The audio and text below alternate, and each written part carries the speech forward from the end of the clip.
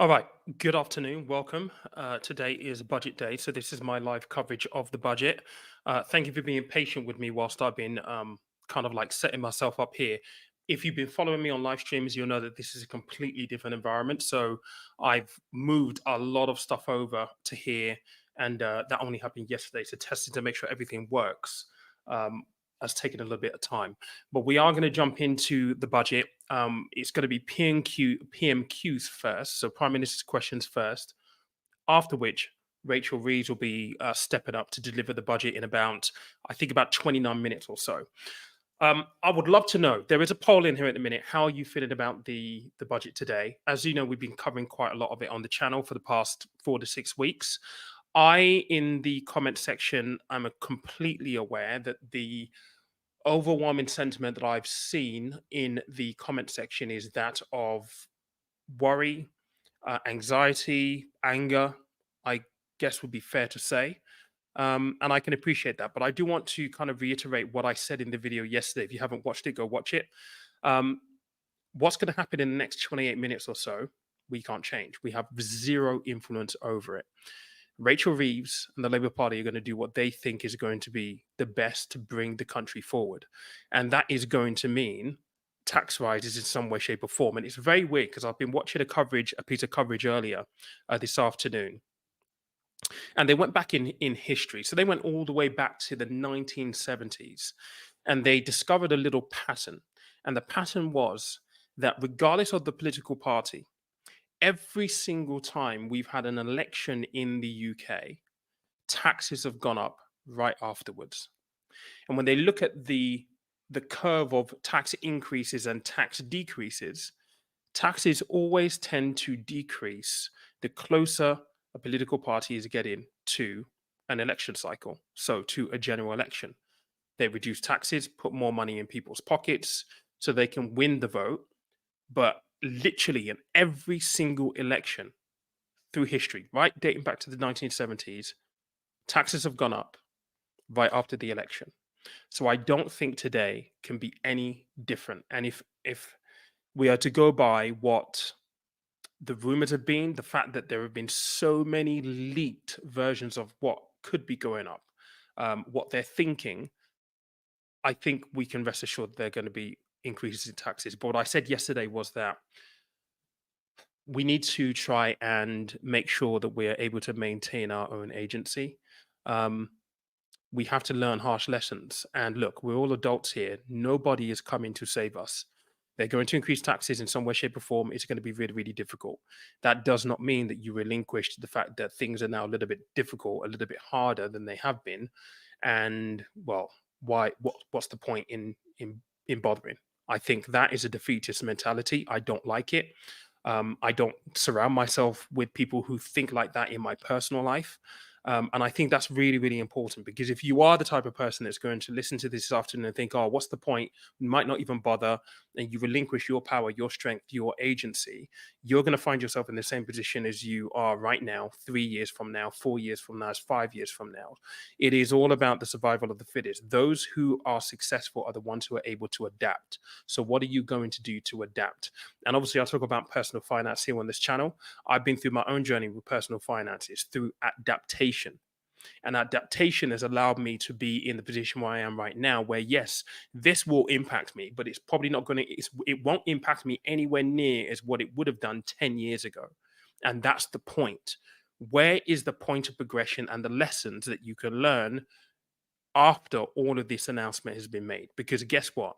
There's nothing anyone can do. None of us can storm into the parliament chambers right now and say, you lot are all fired. We don't want you to do any of these tax rises and change anything. It's not possible. So adaptability is really, really important. Stop blaming it on other people. I've seen this so much in the comment section. It's almost infuriating. Stop blaming it on other people. Control what you can control. You can't control anything else that's happening in the world. You can control what's happening in your world, though. And the reality is that, unfortunately, people are still buying a load of stuff that they don't actually need on debt.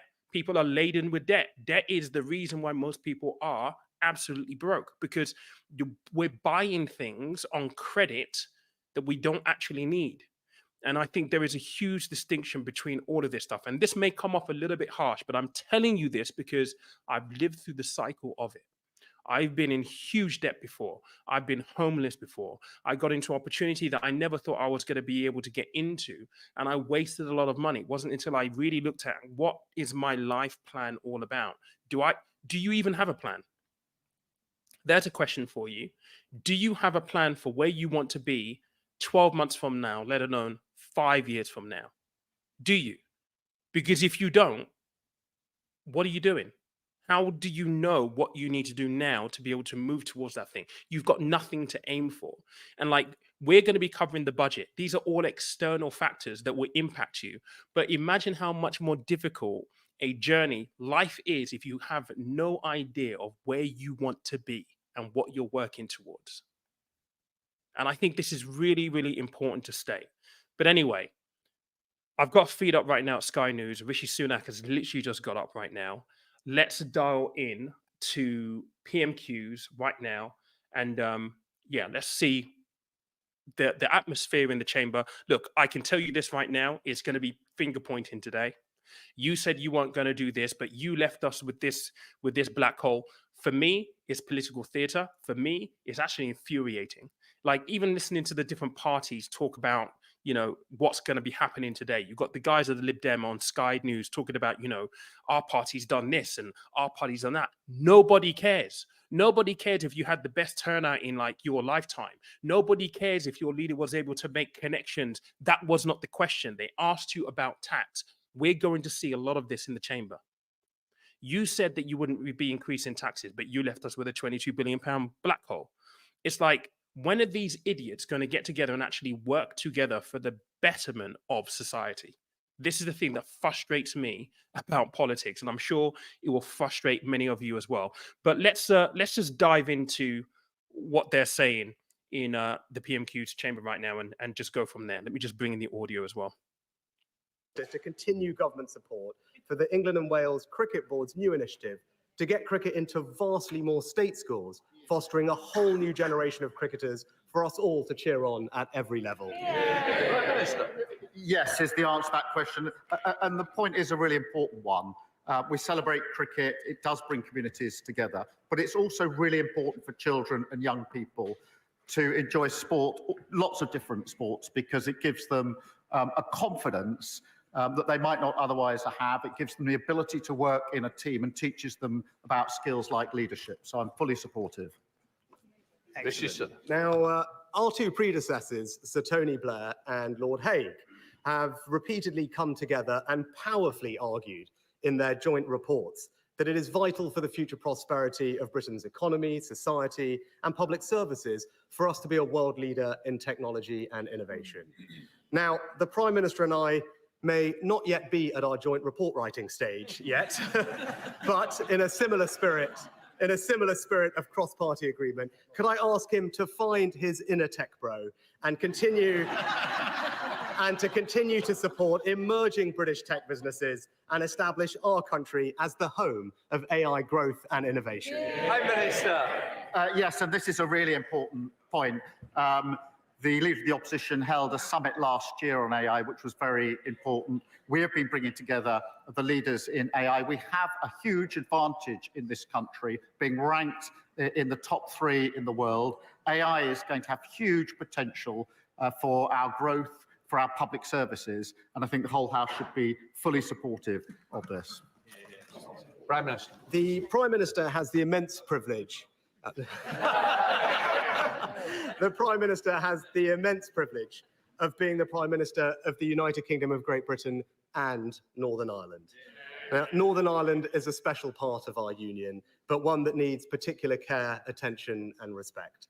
Having a strong functioning assembly at Stormont is good for the people of Northern Ireland and good for our union. And that's why I was so pleased to see government restored there earlier this year, and I'm grateful to him for his support with that. So can he assure the House that he will continue to work to keep Stormont open, delivering for the Northern Irish people and strengthening Northern Ireland's place in our union? Prime Minister. Yes, and again, this is a really important point and one that matters to me personally. I worked for 5 years in Northern Ireland on some of the proposals under the Good Friday Agreement, in particular, the transformation of the RUC into the Police Service of Northern Ireland. I worked with both communities there. It was for 5 years. It was very important to me, had a huge impact on me, and so I care deeply about Northern Ireland, and I absolutely agree that the institutions government needs to be up and running and want to give all support I can to the further development in Northern Ireland. Now, as Prime Minister, he will be acutely aware of the threats that our United Kingdom faces from an axis of authoritarian states, Iran, North Korea, Russia, and China. And in particular, I'm proud of the way that this House has united in standing up to Russian aggression in Ukraine. And I know that we will never waver in our commitment to the Ukrainian cause. Now, I will always be grateful for the support that he gave me when we were the first country to send Ukraine Western battle tanks, long-range missiles, and the first to offer security assurances to Kyiv. So in light of the threats that we face, can I urge him to always maintain the strength of the transatlantic alliance and ensure that NATO remains the bedrock of Western security, with the United Kingdom playing a leading role? Yes, and NATO is, in my view, as important today as the day in which it was created, in light of the challenges that we face. And it was a Labour government that was the proud co-founder of NATO, and we've repeatedly said we support NATO to the hilt. Well, finally, Mr. Speaker, tomorrow is Diwali. And I became leader of my party during Diwali, and I now stand down during that same festival. So I'm proud to have been the first British Asian Prime Minister, but I was even prouder that it was not that big a deal. And that speaks volumes about the values of the British people, of our country, and of this Parliament. So will the Prime Minister join me in applauding the kindness, decency, and tolerance that has always been the British way? Yes, and I meant what I said when I said that we were all proud to see him standing there as Prime Minister, representing our diverse country. We were all proud. I think everybody in this House was. So I thank him for that. And his last question, final question, as Leader of the Opposition, although judging... So I'm just going to come in here quickly. This is all very civilized right now. I mean, there are niceties actually going on, which I'm just waiting for it to descend into the chaos and the finger pointing. But it's all very civil right now, which you want to see, but this is not business as usual. Of a letter that he wrote to me this week. My answer to it is clear. Yes, I will arrange for him to meet the relevant minister about the A66 that runs through his constituency. Dave Hillier. Thank you, Mr. Speaker. Mr. Speaker, in Hackney, nearly 4,000 children who could fill 8 primary schools are in temporary accommodation, many outside London. This is bad for their future opportunities.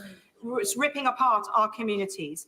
I welcome the government's pledge to build new homes, but will he ensure that those who cannot have a roof over their head are a top priority in that long queue for new housing? Prime Minister. I thank you for raising this issue. It is a source of national shame. Yeah, you'd be spot on with this, Simon. I think they would definitely have kind of like a copy of it, and they'll be told that you can't put it out until after this time in the day, basically. So that's pretty normal practice. They would have seen a copy of it, so they'll know exactly what's out, and it will help them with their headlines and everything. Over this Parliament, and the Chancellor will set out further details in just a moment. Leader of the Liberal Democrats, Sir Ed Davey.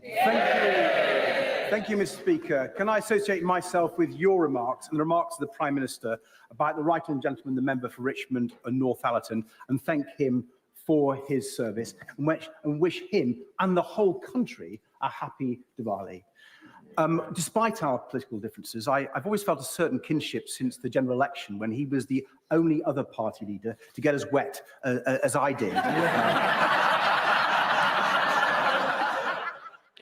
This is a good one from Kieran here. I think we're going to find out a little bit later on. I've heard some commentary from business owners, and it's not necessarily the large businesses here that we need to be concerned about. It'll be the small to medium-sized businesses where this is going to be a real impact. We do see an increase in national insurance for employers here.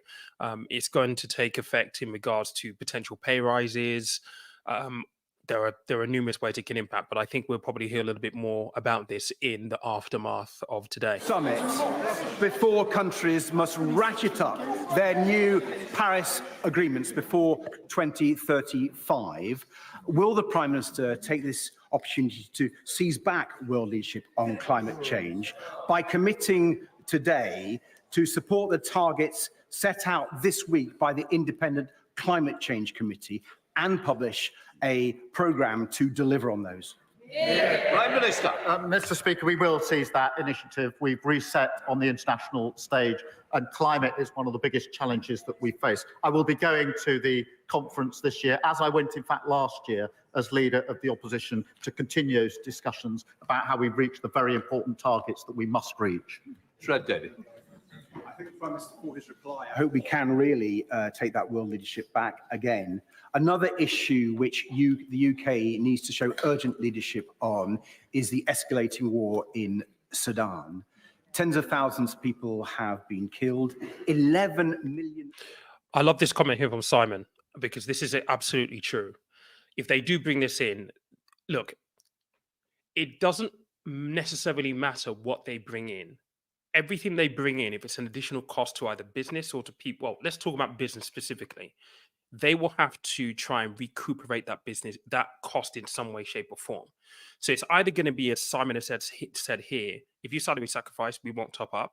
It could be if you have a matching scheme within your pension. So they pay in 3%, you pay in 5%, and if you go up to 8%, they'll match you at 8%. They may just say, actually, you know what, we're not going to do that anymore. Or they may reduce their matching. They may decide no pay rises. They may decide, actually, that means redundancies. There are numerous ways in which this can impact people. So in a way, it's kind of like indirect tax of sorts. It's being applied in one area, but the impact is going to be felt, yes, by the business, but typically with business, they will always pass on the cost to consumers or employers. So how is it going to come through? In the end, it will vary based on what business they're running, what kind of business it is. But make no mistake, individuals, people are going to be impacted by this, which is where you get into the semantics of the language and the definitions, because the lack of clarity around it doesn't allow people to prepare accordingly. But, you know, it is one of those things. It's to be expected, right? It is definitely going to impact people for sure. I was going to mention something else there, but it's gone, and I'll when I remember, I'll bring it back up. Now growing up in low-income families, we'll deliver on a manifesto commitment to tackle child poverty, as we did last time in government, and we'll publish our strategy in the spring. Caller Den. Thank you, Mr. Speaker. The ICJ has mandated that Israel ensures access to life-saving aid in Gaza under Article 2 of the Genocide Convention. Yet the Israeli Naeem, good to have you on here, buddy. You're one of the old school kind of like attritional followers and stuff. So thank you so much for being here. So you're asking anything new on the update for the channel. You might be looking at it, mate, to be honest, but maybe a little bit more on that later on. Is there anything to be aware of in the financial markets? Whilst we've got this going on today, the presidential election in America is coming very, very close to its conclusion. So that's going to be a big kind of thing to look out for the market specifically. I've talked a little bit about the war in the Middle East, and they're kind of talking about this point here on this part of PMQs. We've seen the retaliation that was expected from Israel on Iran for the missiles that they sent over. Luckily, there were no targeting of oil production facilities or energy facilities, which is a good thing. But the Middle East right now, from a market point of view, is a really big concern. If it escalates and Israel tries to target oil fields or energy, nuclear plants, that kind of stuff, that could potentially be inflationary for us here. Definitely should have some kind of impact on the market. To what extent, we don't know. But definitely on the more oil market. The impact for us, again, inflation. So we're fingers crossed at the moment that it's not going to happen. I think a lot of people that I've been kind of like speaking to There is a huge appetite for gold and precious metals, silver, that kind of stuff right now, because they're traditionally deemed as kind of like safe havens or so. But that's what I would probably say about, the current state of the market. Generally speaking, the American economy is doing pretty good. It's actually going great guns, which is interesting because in the political debate, as they run up to the election in the United States, that itself hasn't been as much of a talking point that I've seen as it typically is. They typically really go hard about the economy. Other topics have taken kind of more precedent because the economy isn't bad. It's actually pretty good under Biden at this point in time, and they've managed to get inflation under control. So yeah, but good to have you here, buddy. Really good to have you here. Thank you. Obviously, I'll tread carefully in answering this question for the very reasons that you yourself set out at the beginning of this session. I think it's very important, first and foremost, that in all cases, including the particularly difficult case that the speaker mentioned earlier, that the police and prosecutors are able to do their difficult job. And all of us in this House have a choice to make, including both candidates to be the next Tory leader. They can either support the police in their difficult task, or they can undermine the police in their difficult task. And I know which side I'm on. Rachel Blake. Okay, let's talk about this topic, this point in the chat really quickly. So imagine if they do cap ISAs at £100,000 and limit SIP tax relief to 33%, end of early retirement in the UK.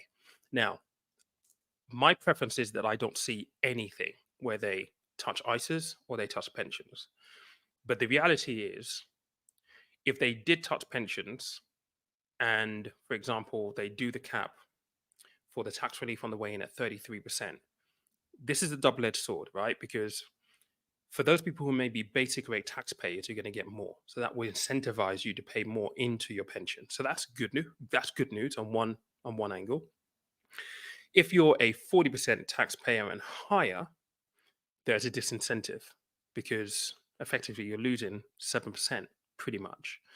Now, as much as I don't want them to touch this, I do think it would be a good thing, purely because those people who are on lower incomes who may not necessarily have the ability to grow decent sized pension pots will be able to amass more over the course of time. Education of actually paying into your pension and what to put it into in terms of the fund selection that you choose then becomes very important, that educational piece. So for lower incomes, it's going to be great. If you're 40% plus, it's not going to be good because yes, it does disincentivize you. I don't know what the material difference would be in terms of the calculations if you were to extrapolate it over, say, 10 to 15 years, what that would mean monetary wise. So this is a double-edged sword. It's one that I wouldn't mind seeing purely because of the benefit that it brings to people on lower incomes. Now, I'm in the higher tax bracket, right? So it would definitely impact me. But could I make up for it over the course of my working career or my business? Yeah, I probably could. So yeah, I'm for it, but I can see the downside. The other one here is if they do cap ISAs at £100,000, I don't want to see that. I don't want to see it at all because I think this is the last vestige of tax-free or tax-efficient wrappers that they're going to try and attack if they do that. And I can definitely see how it's going to bring in money. It won't bring in money as quickly as if they made changes to things like pension. So, the capping the tax-free cash on your pension. So the cap at the minute, the maximum you can take in tax-free cash is 268,000. If they were to reduce that down to 100 grand, that's an immediate tax injection, like revenue injection that they'll get. I do not want them to touch ISAs in any way, shape, or form because I think it will disincentivize people, but I just think it's a kick in the teeth, especially if they do freeze tax thresholds all the way up to 2030. Like we need something today for people not to feel as though it's completely pointless. And whilst it's not necessarily their job to make you feel like that, one would argue, I think we need something today. And I think, or at least I hope there is going to be some kind of give in the budget today to people. because I don't think they want to leave everything on a negative. But those are just my thoughts on that point. In my constituency is home to the Veterans Orthopaedic Service, and that's by far the largest provider of veterans hospital care in the country. It's a fine example of what you can build when the NHS and the local authority work together. It costs no extra public money to set it up, but because of NHS changes in the way ICBs charge each other, it's been left with a funding shortfall. Will the Prime Minister come and visit this fantastic facility in beautiful North Shropshire and see for himself why it's so important we keep it going? All right, let's talk about this one. What would be the worst thing announced in the budget today? Probably what I just mentioned there. I don't want to see anything on pensions. I don't want to see it. I think when you think about auto enrollment and all the good work, I mean, auto enrollment has been a blazing success, getting more people to plan for retirement. And I still remember being invited to number 11 to speak to Jeremy Hunt the day before they announced the general election. A question that was asked was, what do we need to do to get people investing more? So actually being investors, like buying stocks and shares. And he said, one of the first things that we need to really educate people on is how they can actually invest, because we don't want them to be reliant on the state for their retirement planning. So with that in mind, it's still very much at the forefront of government, or at least it was amongst the Tories at the forefront of their mind. I think anything they do today with pensions, certainly when it comes to either the tax-free cash maximums you can take out of that, I don't necessarily think the tax relief will be the end of the world, but again, it's a double-edged sword. I'm kind of okay with it because of the benefits to the lower end. But if they tweak anything around bringing pensions into inheritance tax, so it's not outside of your estate, that I don't want to see in any way, shape, or form, because it will just disincentivize people. I don't want to see ISAs being tackled either. I don't want to see any of that today. So those would probably be the two things where I'm like, okay, look, let's leave those alone. Leave those alone if we can. More about that in just a few minutes' time. David Vandell. My constituents, Colin and Mandy Mackey's 18-year-old son, Greg, died as a result of having a soft drink spiked shortly after he went to college. They welcome the fact that this government is going to continue with the legislation proposed by. So this, let's talk about this one right here. You'll be surprised at how many people are ISA millionaires, and they're not many, but there are a good number. They're in the thousands who are ISA millionaires. An introduction or a capping of how much you can get in tax-free gains via your ISA would be consequential to those people who are already ISA millionaires. And because we're having more and more wider conversations about ISAs, people are more aware of what an ISA is now than they were 5 years ago.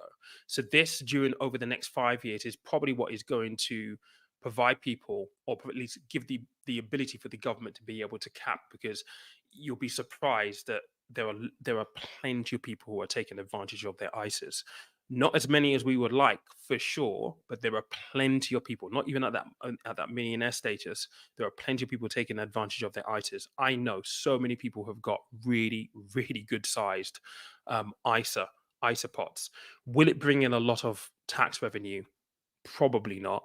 But let's not forget, these guys are desperate right now. They are desperate to raise tax revenues, which is why pretty much anything and everything's been looked at as an option. But I do think you're right in terms of, like, whenever you're going up to kind of like an election cycle like this, there are tons of think tanks that will be submitting suggestions. Maybe think about this could raise this much in tax, and it's for the government, it's for these guys to kind of decide, okay, which ones would make sense, which ones could we implement, and how would that fit in with the wider picture of what we want to achieve. So there's always a lot of speculation and suggestions from think tanks that come through here. But I do agree with you in the fact that we don't have enough people saving into ISAs, but those people who are using ISAs, there is a lot of money in ISAs. But how much is it going to generate and how effective it will be, it's anyone's guess. Those who served during the Troubles in Northern Ireland. Yeah. Hundreds were killed. Thousands were maimed by both Republican and so-called loyalist bombs. Many of those veterans now in the autumn of their lives. And yet you're proposing to repeal the Northern Ireland Legacy Bill, which was designed in part to protect them from endless investigation and reinvestigation. Why, sir, are you throwing those veterans to the wolves to pander to Sinn Féin? Can I just say, the honourable member's been here for a long time. You is not me. I don't want it to be me. Please, Prime Minister. I'm not.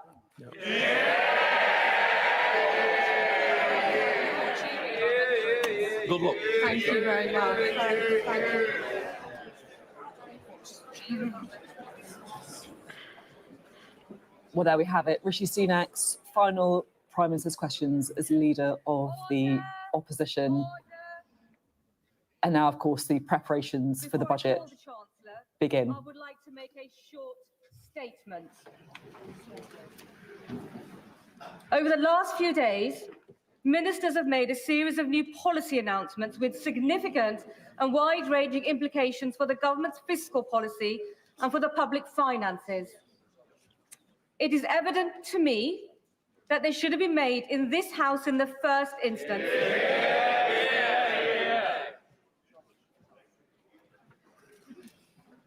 The principle is clearly and unambiguously set out in the paragraph 9.1 of the Ministerial Code. The premature disclosure of the contents of this House, contents of the budget, have always been regarded as a supreme discourtesy to this House and all of its democratically elected MPs, not to mention to Mr. Speaker and the Chairman of Ways and Means. I really don't need any help. Let me remind the Treasury front bench. The budget statement and ensuing resolutions are the most important Ways and Means business of the House, Erskine May 36-33. I am disappointed by comments made by government spokespeople, believing they can use precedent as an excuse. I'm telling them today that they are entirely wrong. Mr. Speaker has always defended the undoubted right of this House, including opposition parties and backbenchers on all sides of this House, to be the first to hear major government policy announcements on behalf of their constituents. As Chairman of Ways and Means, I have responsibility to oversee the House's consideration of the budget fairly and impartially, and to ensure that honourable members on all sides of this House have adequate opportunity to hold the Chancellor to account. Finally, we collectively, we should all remember to respect the Chair, respect our colleagues, and to respect this House. Now, before I call the Chancellor of the Exchequer, I am remind honourable members that copies of the budget resolutions will be available to them from the Vote Office in Members' Lobby at the end of the Chancellor's statement and, of course, online. I also remind honourable members that interventions are not taken during the Chancellor's statement, nor during the replies of the Leader of the Opposition or of the Leader of the Liberal Democrats. I call the Chancellor of the Exchequer. Okay, so we're going to get off to this now. There's only about 24 likes, but there's 265 of us on here at the moment. If you could take a second just to smash the like button for me, that would be amazing. It just helps other people see this video as well. Thank you, Madam Deputy Speaker. On July the 4th, the country voted for change. This government was given a mandate to restore stability to our economy and to begin a decade of national renewal. To fix the foundations and deliver change through responsible leadership in the national interest. That is our task, and I know that we can achieve it. My belief in Britain burns brighter than ever, and the prize on offer is immense. As my right honourable friend, the Prime Minister, said on Monday, change must be felt. More pounds in people's pockets, an NHS that is there when you need it, an economy that is growing, creating wealth and opportunity for all, because that is the only way to improve living standards. And the only way to drive economic growth is to invest, invest, invest. There are no shortcuts. And to deliver that investment, we must restore economic stability and turn the page on the last 14 years. This is not the first time that it has fallen to the Labour Party to rebuild Britain. In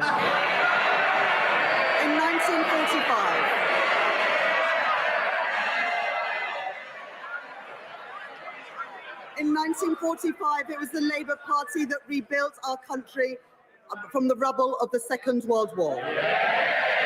In 1964, it was the Labour Party that rebuilt Britain with the white heat of technology. And in 1997, it was the Labour Party that rebuilt our schools and hospitals. Today, it falls to this Labour Party, to this Labour government, to rebuild Britain once again. And while this is the first budget in more than 14 years to be delivered by a Labour Chancellor, it is the first budget in our country's history to be delivered by a woman. I am deeply proud to be Britain's first ever female Chancellor of the Exchequer. To girls and young women everywhere, I say, let there be no ceiling on your ambition, your hopes, and your dreams. And along with the pride that I feel standing here today, there is also a responsibility to pass on a fairer society and a stronger generation to the next generation of women. Madam Deputy Speaker, the party opposite failed our country. Their austerity broke our National Health Service. Their Brexit deal harmed British businesses. And their mini-budget left families paying the price with higher mortgages. The British people have inherited their failure. A black hole in the public finances. Public services on their knees. A decade of low growth and the worst parliament on record for living standards. So this is all the preamble. This is the preamble for whatever's going to happen. Let's go. In July, I exposed a £22 billion black hole at the heart of the previous government's plans. A series of promises that they made but had no money to deliver. Covered up from this House. The Treasury's reserve, set aside for genuine emergencies, spent 3 times over just 3 months into the financial year. Today, on top of the detailed document that I have provided to the House in July, the government is publishing a line-by-line breakdown of the £22 billion black hole that we inherited. It shows hundreds of unfunded pressures on the public finances this year and into the future too. The Office for Budget Responsibility have published their own review of the circumstances around the spring budget forecast. They say that the previous government, and I quote, did not provide the OBR with all the information to them.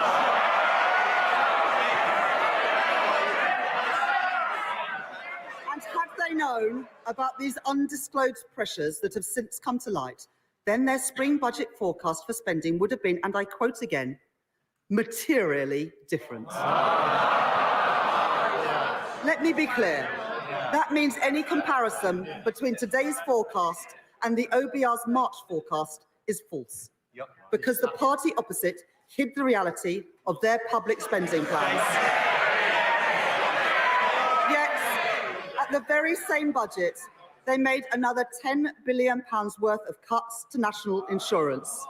It was the height of irresponsibility, and they knew it, because they had run out of road and they called an election to avoid making difficult choices. So let me make this promise to the British people. Never again will we allow a government to play fast and loose with the public finances. And never again will we allow a government to hide the true state of our public finances from our independent forecaster. That's why today I can confirm that we will implement in full the 10 recommendations from the Independent Office for Budget Responsibilities Review. But the country has inherited not just broken public finances, but broken public services too. The British people can see and they can feel that in their everyday lives. NHS waiting lists at record levels. Children in porter cabins as school roofs crumble. Trains that do not arrive. Rivers filled with polluted waste. Prisons overflowing. Crimes which are not investigated and criminals who are not punished. That is the country's inheritance. That is the country's inheritance from the party opposite. But they had no plan to improve our public services. And they had no plan to put our public finances on a stable footing. Quite the opposite. Since 2021, there have been no detailed plans for departmental spending set out beyond this year. And their plans relied on a baseline for spending this year, which we now know was wrong, because it did not take into account the £22 billion black hole. The previous government also failed to budget for costs that they knew would materialise. That includes funding for vital compensation schemes for victims of two terrible injustices.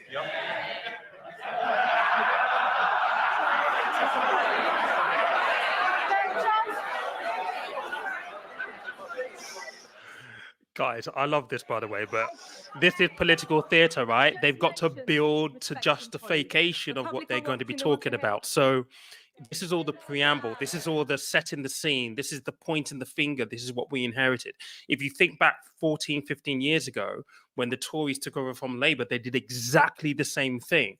It's like, you did this. This is what we've inherited. Now we have to fix things. This is all political theatre. I wish they would do away with it, but it is what it is, right? Rightly made an unequivocal apology for the injustice of the infected blood scandal on behalf of the British state. But he did not budget for the costs of compensation. Today, for the very first time, we will provide specific funding to compensate those infected and those affected in full. With £11.8 billion in this budget. And I am also today setting aside £1.8 billion to compensate victims of the Post Office Horizon scandal.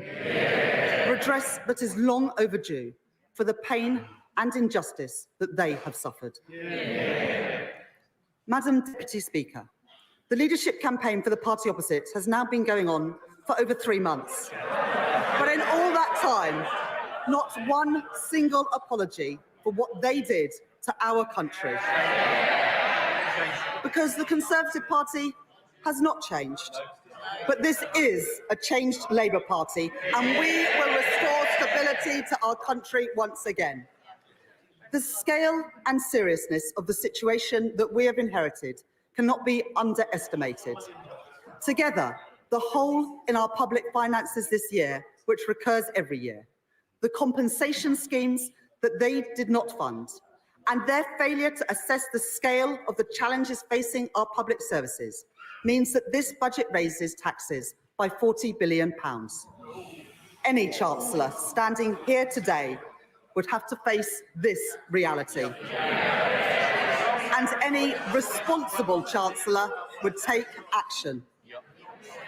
That is why today I am restoring stability to our public finances and rebuilding our public services. As a former economist at the Bank of England, I know what it means to respect our economic institutions. I want to put on thanks I want to put on record my thanks to the Governor of the Bank, Andrew Bailey, and to the Independent Monetary Policy Committee. Today, I can confirm that we will maintain the MPC's target of 2% inflation as measured by the 12-month increase in the consumer. Fuck's sakes. Like, honestly, how were you not going the to? Permanent Secretary to the Treasury, Were you going to and my inflict this? team of officials. Oh my God. Madam Deputy Speaker, I would also like to thank my predecessors as Chancellor of the Exchequer for their wise counsel as I have prepared for this budget. In particular, I would like to thank the former Right Honourable Member for Spelthorne for his invaluable advice in this weekend's papers, where he concluded that his mini-budget, and I quote, wasn't perfect. Well,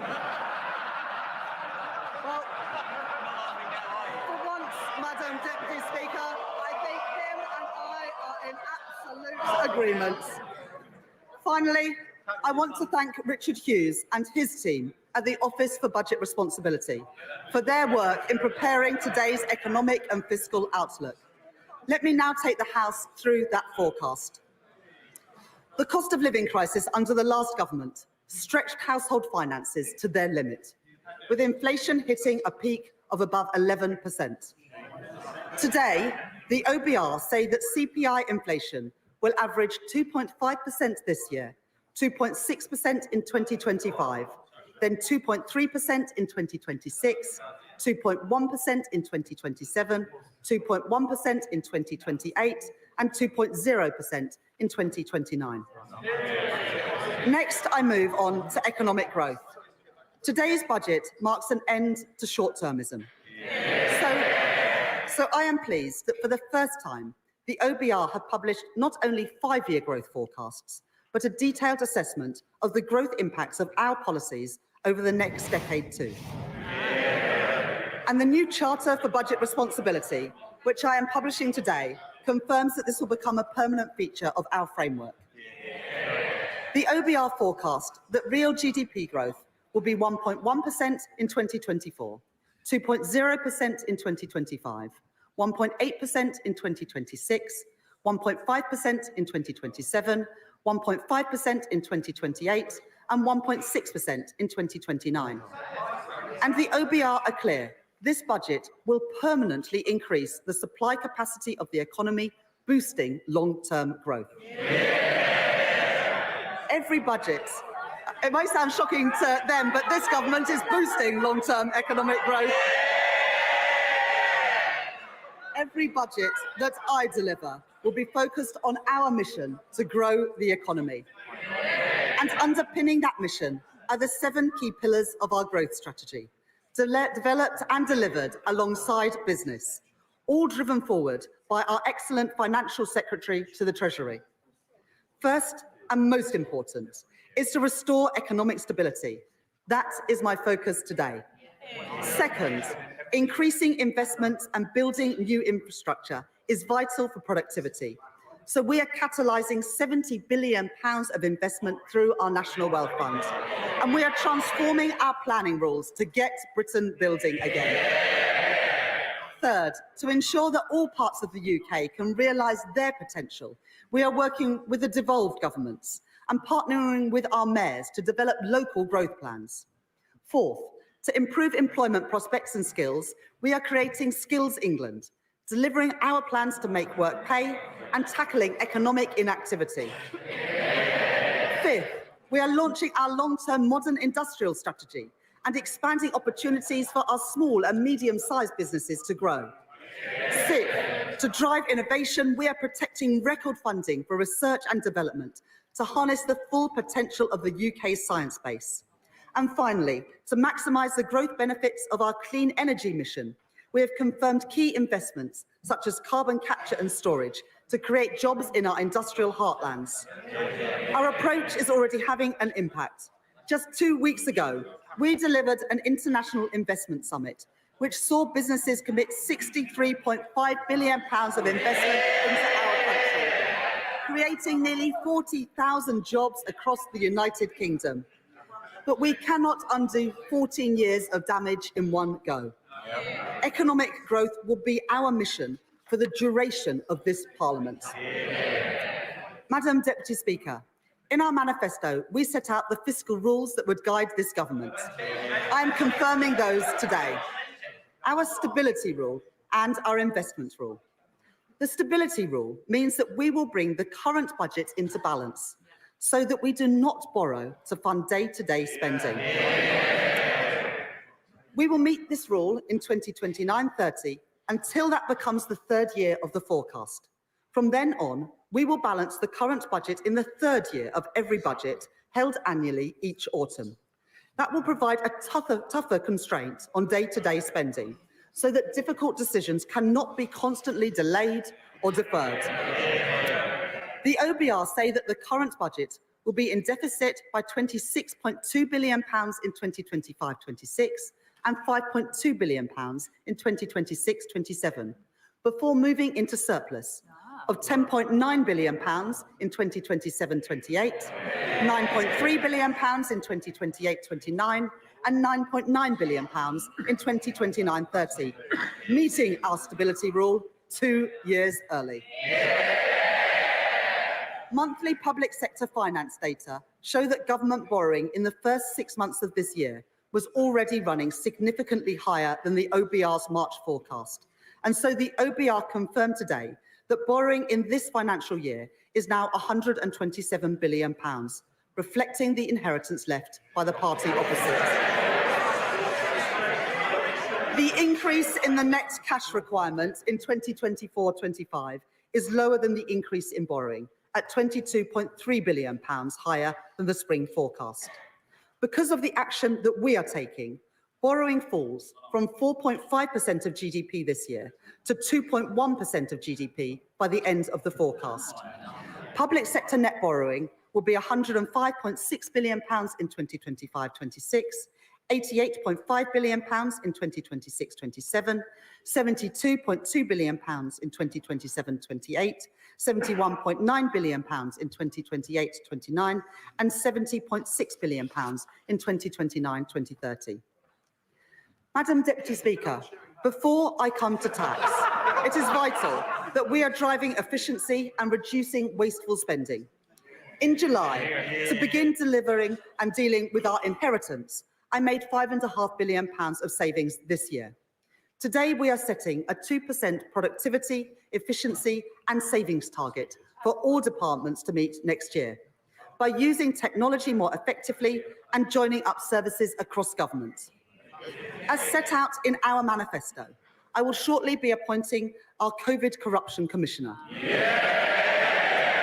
They will lead our work to uncover those companies that used a national emergency to line their own pockets, because that money belongs in our public services and taxpayers want that money back. And I can confirm today that David Goldstone has been appointed as the chair of the new Office for Value for Money to help us realise the benefits from every pound of public spending. Today, I am also taking 3 steps to ensure that welfare spending is more sustainable. First, we inherited the last government's plans to reform the work capability assessment. We will deliver those savings as part of our fundamental reforms to the health and disabilities benefit system that my right honourable friend, the Work and Pensions Secretary, will bring forward. Second, I can today announce a crackdown on fraud in our welfare system, often the work of criminal gangs. We will expand DWP's counter-fraud teams using innovative new methods to prevent illegal activity and provide new legal powers to crack down on fraudsters, including direct access to bank accounts to recover debt. This package saves £4.3 billion a year by the end of the forecast. Third, the government will shortly be publishing the Get Britain Working white paper, tackling the root causes of inactivity with an integrated approach across health, education and welfare. And we will provide £240 million for 16 trailblazer projects targeted at those who are economically inactive and most at risk of being out of education, employment or training, to get people into work and to reduce the benefits bill.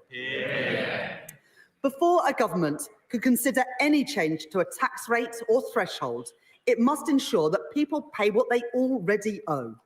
So we will invest to modernise HMRC systems using the very best technology, and recruit additional HMRC compliance and debt staff. We will clamp down on those umbrella companies who exploit workers, increase the interest rate on unpaid tax debt to ensure that people pay on time, and go after the promoters of tax avoidance schemes. These measures to reduce the tax gap raise £6.5 billion by the end of the forecast. And I want to thank the Exchequer Secretary for his outstanding work on this agenda. Madam Deputy Speaker, I know that for working people up and down our country, family finances are stretched and paychecks don't go as far as they once did. So today I am taking steps to support people with the cost of living. It was the Labour government that introduced the national minimum wage in 1999. It had a transformative impact on the lives of working people. As promised in our manifesto, we asked the Low Pay Commission to take account of the cost of living for the first time. I can confirm that we will accept the Low Pay Commission recommendation to increase the national living wage by 6.7% to £12.21 an hour. Worth up to £1,400 a year for a full-time worker. And for the first time, we will move towards a single adult rate phased in over time by initially increasing the national minimum wage for 18 to 20-year-olds by 16.3% as recommended by the Low Pay Commission, taking it to £10 an hour. A Labour policy to protect working people being delivered by a Labour government once again. Second, I have heard representations from colleagues across this House about the carers allowance and the impact of the current policy on carers looking to increase the hours that they work, including from the honourable members for Shipley, the honourable member for Scarborough and Whitby, and the right honourable member for Kingston and Surbiton too. Carers allowance currently provides up to £81.90 per week to help those with additional caring responsibilities. Today, I can confirm that we are increasing the weekly earnings limit to the equivalent of 16 hours at the national living wage per week, the largest increase in carers allowance since it was introduced in 1976. This means that a carer can now earn over £10,000 a year while receiving carers allowance, allowing them to increase their hours where they want to and keep more of their money. I am also concerned about the cliff edge in the current system and the issue of overpayments. My right honourable friend, the Work and Pensions Secretary, has announced an independent review to look at the issue of overpayments, and we will work across this House to develop the right solutions. Third, we will provide £1 billion from next year to extend the Household Support Fund and discretionary housing payments to help those facing financial hardship with the cost of essentials. Fourth, having heard representations from the Joseph Rowntree Foundation, Trussell and others to reduce the level of debt repayments that can be taken from a household's universal credit payment each month by reducing it from 25% to 15% of their standard allowance. This means that 1.2 million of the poorest households will keep more of their award each month, lifting children out of poverty, and those who benefit will gain an average of £420 a year. Madam Deputy Speaker, our plan to make work pay will also protect working people. I know that the party opposite are deeply interested in our plans here. Having seen their colleagues repeatedly dismissed at short notice, I know that they are worried about their future under the Right Honourable Member for North West Essex. So they should rest easy, knowing that our plan will protect working people from unfair dismissal. It will safeguard them from bullying in the workplace. And it will improve their access to paternity and maternity leave. I hope that the new Shadow Cabinet will soon be grateful for these increased protections at work. It is right that we protect those who have worked all their lives. in our manifesto, we promised to transfer the Investment Reserve Fund in the Mine Workers Pension Scheme to members. And I have listened closely to my honourable friends for Easington, Doncaster Central, Blaenau Gwent and Ayr, Carrick and Cumnock on this issue. Today, we are keeping our promise so that working people who powered our country receive the fair pension that they are owed. Our manifesto committed to the triple lock, meaning spending on the state pension is forecast to rise by over £31 billion by 2029-30 to ensure that our pensioners are protected in their retirement. This commitment means that while working age benefits will be uprated in line with CPI at 1.7%, the basic and new state pension will be uprated by 4.1% in 2025-26. This means that over 12 million pensioners will gain up to £470 next year, up to £275 more than if uprated by inflation. The pension credit standard minimum guarantee will also rise by 4.1%, from around £11,400 per year to around £11,850 a year for a single pensioner.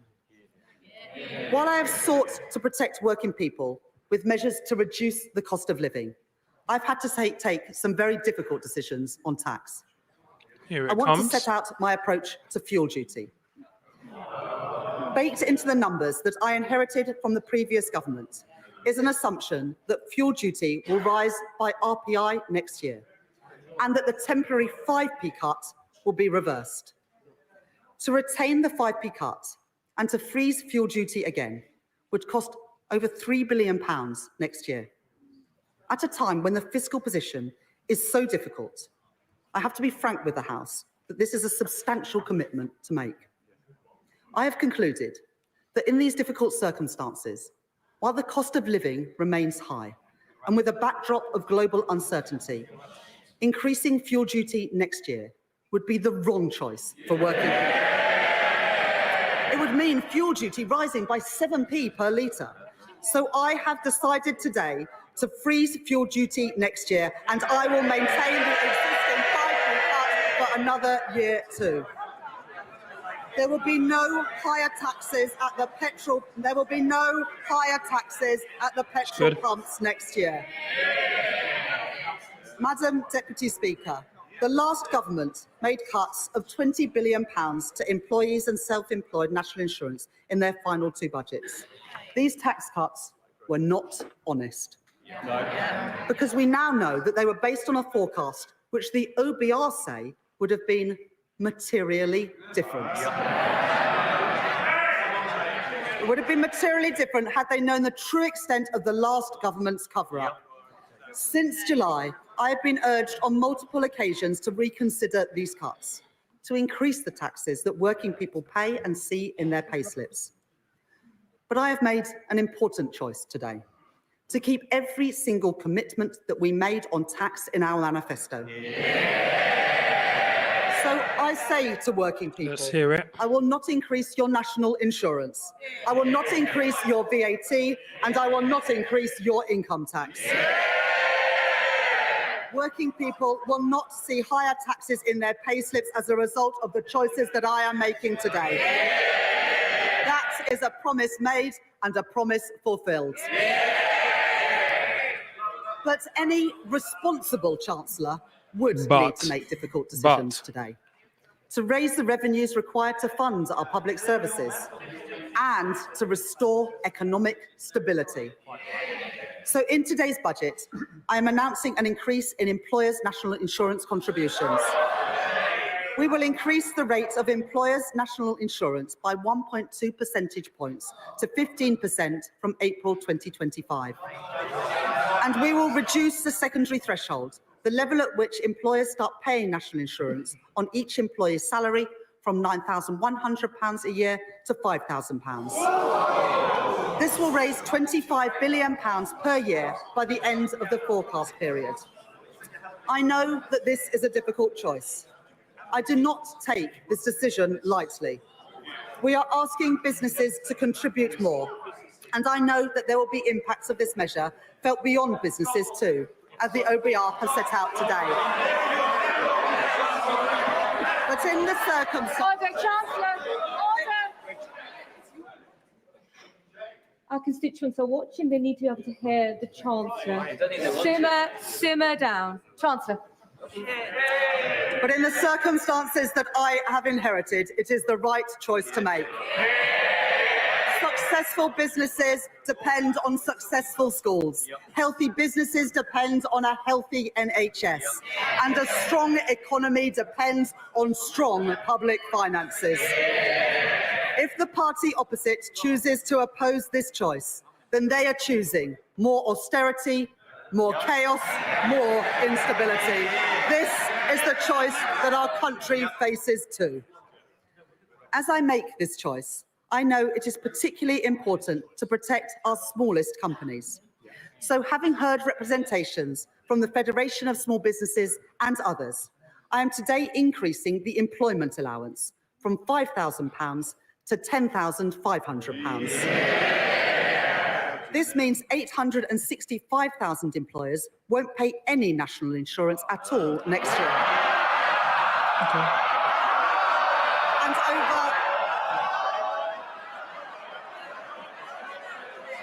And over 1 million will pay the same or less than they did previously.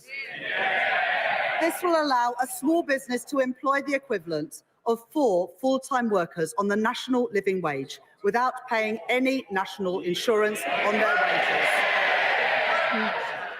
Madam Deputy Speaker, let me now come to capital gains tax. We need to drive growth, promote entrepreneurship and support wealth creation, while raising the revenue required to fund our public services and restore our public finances. Today, we will increase the lower rate of capital gains tax from 10 to 18% and the higher rate from 20 to 24%, while maintaining the rates of capital gains tax on residential property at 18 and 24% too. This means the UK will still have the lowest capital gains tax rate of any European G7 economy. Alongside these changes to the headline rates of capital gains tax, we are maintaining the lifetime limit for business asset disposal relief at £1 million to encourage entrepreneurs to invest in their businesses. Business asset disposal relief will remain at 10% this year before rising to 14% in April 2025 and to 18% from 2026-27, maintaining a significant gap compared to the higher rate of capital gains tax. Together, the OBR say that these measures will raise £2.5 billion by the end of the forecast. In a sign of this government's commitment to supporting growth and entrepreneurship, we have already extended the Enterprise Investment Scheme and the Venture Capital Trust schemes to 2035. And we will continue to work with leading entrepreneurs and venture capital firms to ensure that our policies support a positive environment for entrepreneurship in the UK. Next, inheritance tax. Only 6% of estates will pay inheritance tax this year.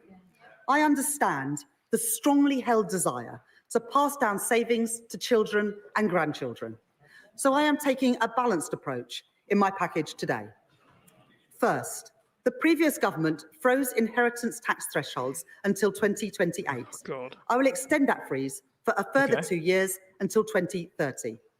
That means the first £325,000 of any estate can be inherited tax-free, rising to £500,000 if the estate includes a residence passed to direct descendants, and £1 million when a tax-free allowance is passed to a surviving spouse or civil partner.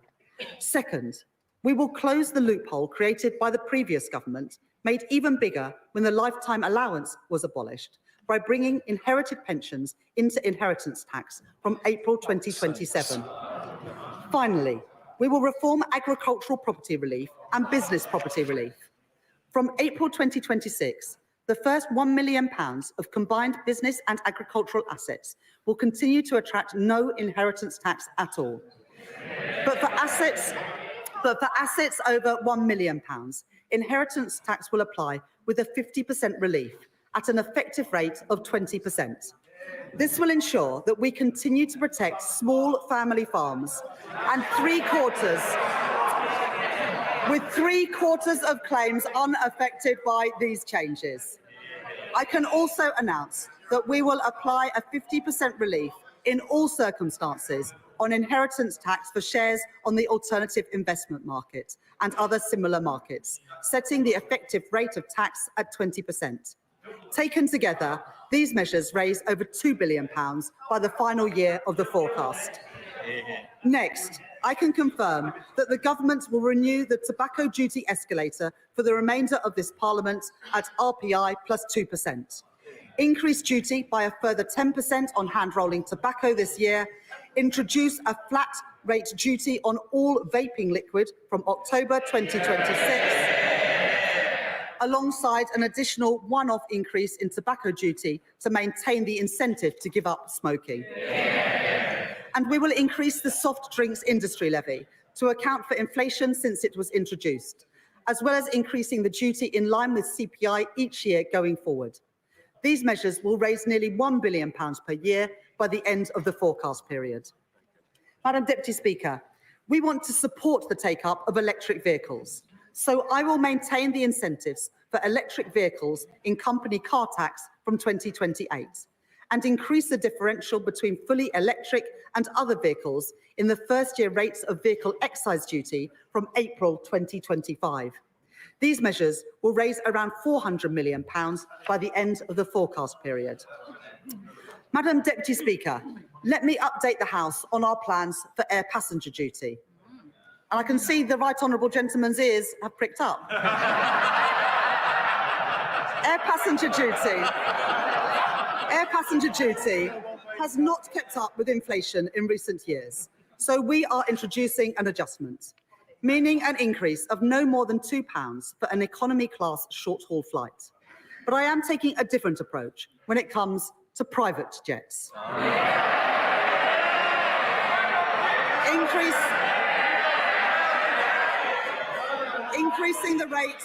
Increasing the rate of air passenger duty by a further 50%.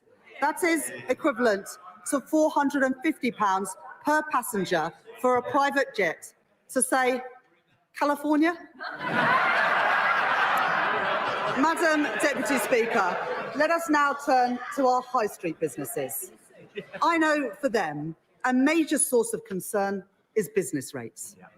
From 2026-27, we intend to introduce two permanently lower tax rates for retail, hospitality and leisure properties, which make up the backbone of our high streets across the country.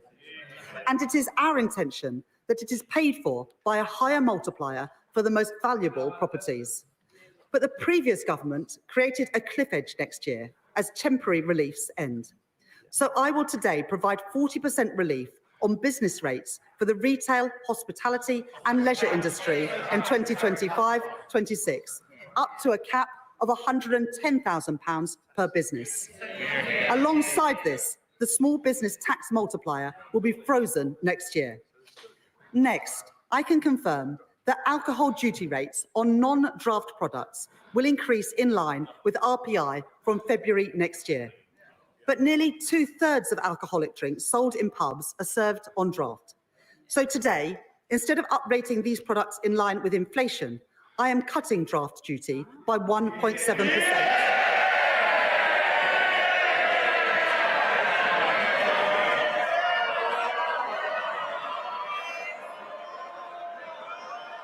Which means a penny off the pints in the pub. Alongside the changes I am making today, I am publishing a corporate tax roadmap, providing the business certainty called for by the CBI, the British Chambers of Commerce and the Institute for Directors. This confirms our commitment to cap the rate of corporation tax at 25%, the lowest in the G7 for the duration of this Parliament, while maintaining full expensing and the £1 million annual investment allowance, and keeping the current rates of research and development relief to drive innovation. Madam Deputy Speaker, in our manifesto, we made a number of commitments to raise funding for our public services. First, I have always said that if you make Britain your home, you should pay your taxes here too. So today I can confirm we will abolish the non-dom tax regime. And we will remove the outdated concept of domicile from the tax system from April 2025. We will introduce a new residence-based scheme with internationally competitive arrangements for those coming to the UK on a temporary basis, while closing the loopholes in the scheme designed by the party opposite.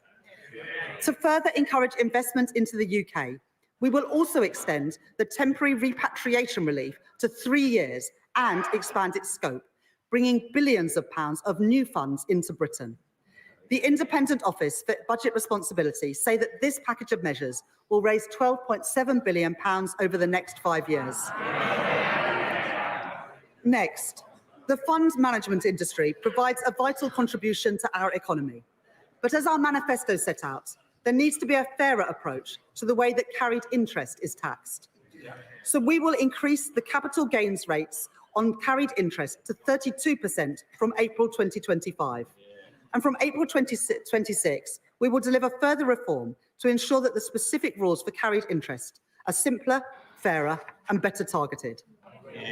In our manifesto, we committed to reforming stamp duty land tax to raise revenues while supporting those buying their first home. We are increasing the stamp duty land tax surcharge for second homes, known as the higher rate for additional dwellings, by 2 percentage points to 5%, which will come into effect from tomorrow. Wow. This will support over 130,000 additional transactions from people buying their first home or moving home over the next 5 years. Next, we are committed to reform the energy profits levy on oil and gas companies. I can confirm today that we will increase the rate of the levy to 38%, which will now expire in March 2030, and we will remove the 29% investment allowance to ensure that the oil and gas industry can protect jobs and support our energy security.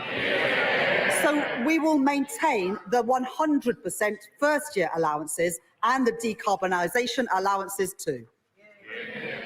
Finally, 94% of children in the UK attend state schools. To provide the highest quality of support and teaching that they deserve, we will introduce VAT on private school fees from January 2025. And we will shortly introduce legislation to remove their business rates relief from April 2025 too. We said in our manifesto that these changes, alongside our measures to tackle tax avoidance, would bring in £8.5 billion in the final year of the forecast. I can confirm today that they will in fact raise over £9 billion to support our public services and restore our public finances. That is a promise made and a promise fulfilled. Madam Deputy Speaker, I have one final decision to take on tax today. The previous government froze income tax and national insurance thresholds in 2021, and then they did so again after the mini-budget. Extending their threshold freeze for a further 2 years raises billions of pounds, money to deal with the black hole in our public finances and repair our public services. Having considered this issue closely, I have come to the conclusion that extending the threshold freeze would hurt working people. It would take more money out of their payslips. I'm keeping every single promise on tax that I made in our manifesto. So there will be no extension of the freeze in income tax and national insurance thresholds beyond the decisions by the previous government. From 2028-29, personal tax thresholds will be uprated in line with inflation once again. When it comes to choices on tax, this government chooses to protect working people every single time. Madam Deputy Speaker, these are the choices I have made to restore economic stability and to protect working people. The next choice I make is to begin to repair our public services. In recent months, we have conducted the first phase of the spending review to set departmental budgets for 2024-25 and 2025-26. And I want to thank my right honourable friend, the Chief Secretary to the Treasury, for his tireless work with colleagues from across government. Because I have taken difficult decisions on tax today, I am able to provide an injection of immediate funding over the next 2 years to stabilise and to support our public services.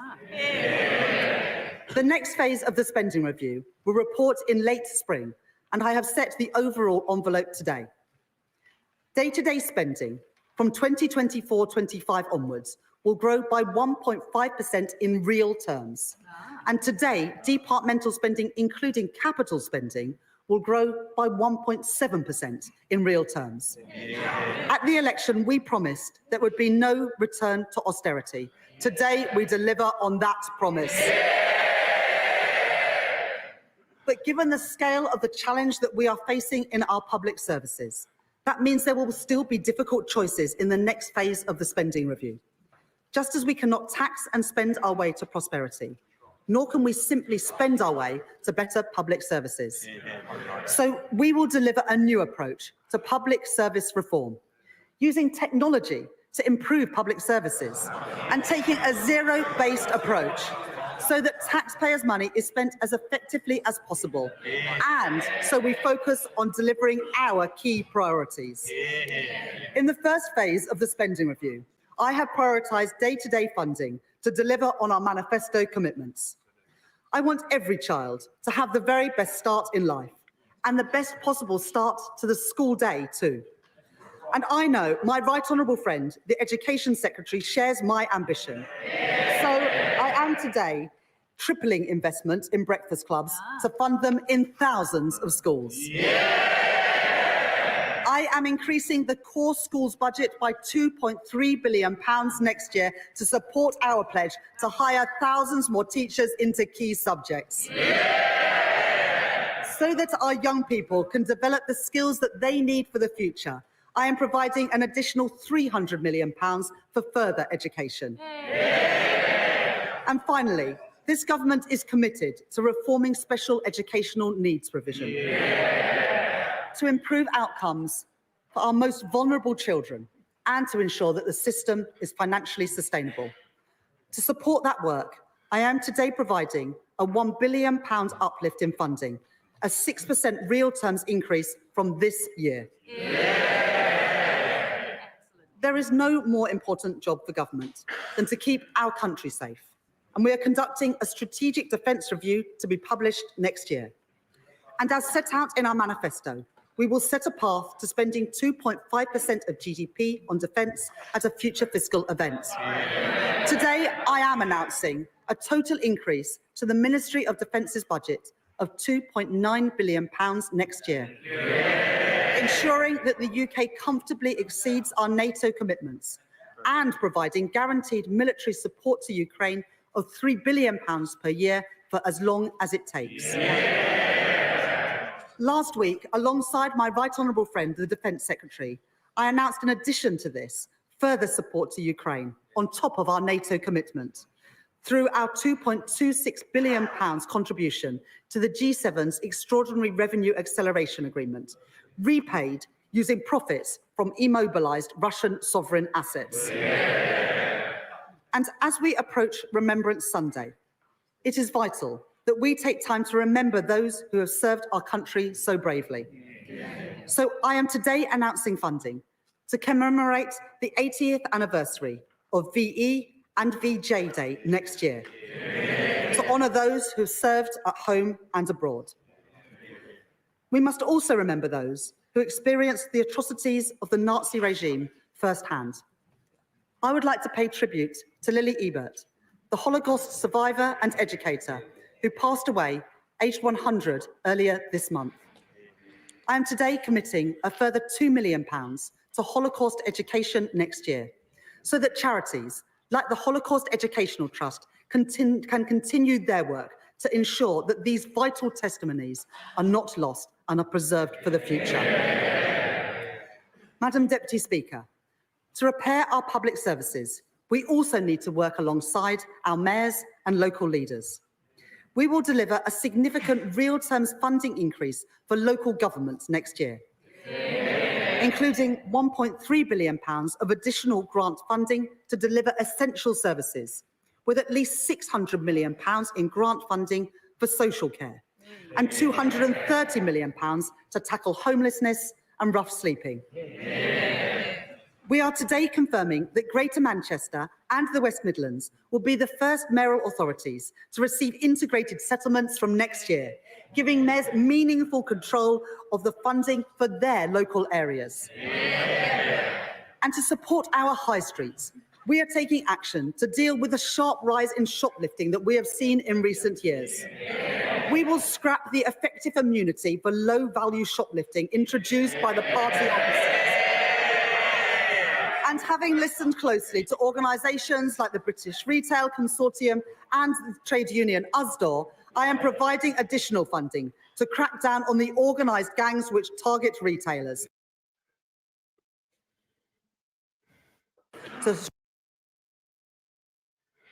That might be Sky's feed. Finally, There we go. I am today providing funding to support public services and drive growth across Scotland, Wales and Northern Ireland. Having discussed the matter with the First Minister of Wales, Eluned Morgan, and my honourable friends for Llanelli and Pontypridd, I am today providing £25 million to the Welsh Government next year for the maintenance of coal tips to ensure that we keep our communities safe. And to support growth, including in our rural areas, we will proceed with city and growth deals in Northern Ireland, in Causeway Coast and Glens, and the Mid-South West. And we will drive growth in Scotland, a key priority for Scottish Labour and our leader, Anna Sawar, including with a city and growth deal in Argyll and Bute. This budget provides the devolved governments with the largest real terms funding settlements since devolution, delivering an additional £3.4 billion to the Scottish Government through the Barnett formula. Funding which must now be used effectively in Scotland to deliver the public services that the people of Scotland deserve. This budget also provides £1.7 billion to the Welsh Government and £1.5 billion to the Northern Ireland Executive in 2025-26. I said that there would be no return to austerity, and that is the choice that I have made today. Madam Deputy Speaker, to rebuild our country, we need to increase investment. The UK lags behind every other G7 country when it comes to business investment as a share of our economy. That matters. It means the UK has fallen behind in the race for new jobs, new industries, and new technology. By restoring economic stability and by establishing the National Wealth Fund to catalyse private funding, we have begun to create the conditions that businesses need to invest. But there is also a significant role for public investment. For too long, we have seen Conservative chancellors cut investment and raid capital budgets to plug gaps in day-to-day spending. The result is clear for all to see. Hospitals without the equipment they need. School buildings not fit for our children. A desperate lack of affordable housing. Economic growth held back at every turn. Under the plans I inherited, public investment was set to fall from 2.5% to 1.7% of GDP. But in Washington last week, the International Monetary Fund were clear. More public investment is badly needed in the UK. So having listened to the case made by the former Governor of the Bank of England, Mark Carney, former Treasury Minister Jim O'Neill, and the former Cabinet Secretary Gus O'Donnell, among others, I am confirming our investment rule. As set out in our manifesto, we will target debt falling as a share of the economy. Debt will be defined as public sector net financial liabilities, or net financial debt for short, a metric that has been measured by the Office for National Statistics since 2016 and forecast by the Office for Budget Responsibility since that date too. Net financial debt recognises that government investment delivers returns for taxpayers. By counting not just the liabilities on a government's balance sheet, but the financial assets too. This means that we count the benefits of that investment, not just the costs. And we free up our institutions to invest, just as they do in Germany, France, and Japan. Like our stability rule, our investment rule will apply in 2029-2030 until that becomes the third year of the forecast. From that point onwards, net financial debt will fall in the third year of every forecast. Today, the OBR say that we are already meeting our target 2 years early, with net financial debt falling by 2027-28, with £15.7 billion of headroom in the final year. So that we drive the right incentives in government investments, we will introduce 4 key guardrails to ensure capital spending is good value for money and drives growth in our economy. First, our portfolio of new financial investments will be delivered by expert bodies like the National Wealth Fund, which must, by default, earn a rate of return at least as large as that on gilts. Second, we will strengthen the role of institutions to improve infrastructure delivery. Third, we will improve certainty, setting capital budgets for 5 years and extending them at every spending review every 2 years.